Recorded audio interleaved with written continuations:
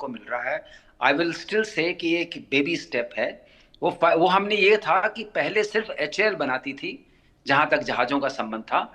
उसके बाद एक नीति आई और उसमें C295 की मैन्युफैक्चरिंग का जिम्मा सौंपा गया टाटास को, और टाटास के टीएसएल को, जो टाटा एरोस्पेस सिस्टम्स लिमिटेड है हैदराबाद में, उनको ये जिम्मा सौंपा गया और वो बना रहे हैं उस जहाज को।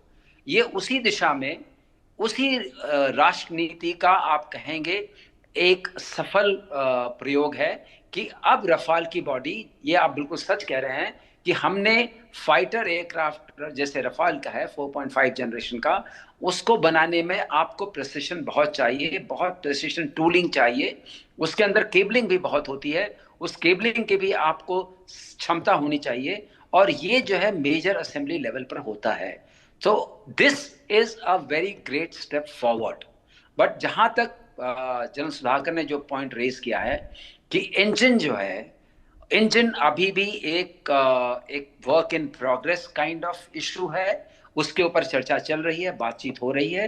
और कावेरी इंजन जो हमने सफलता पाई थी 65 किलो न्यूटन जी। टन तक की, उसके बारे में हम क्या डिस्पोजल कर रहे हैं, उसको हम क्या अपने अनमैन्ड उसमें एयरक्राफ्ट में लगाएंगे, कैसे उसको यूटिलाइज करेंगे, उस पर चर्चा चल रही है।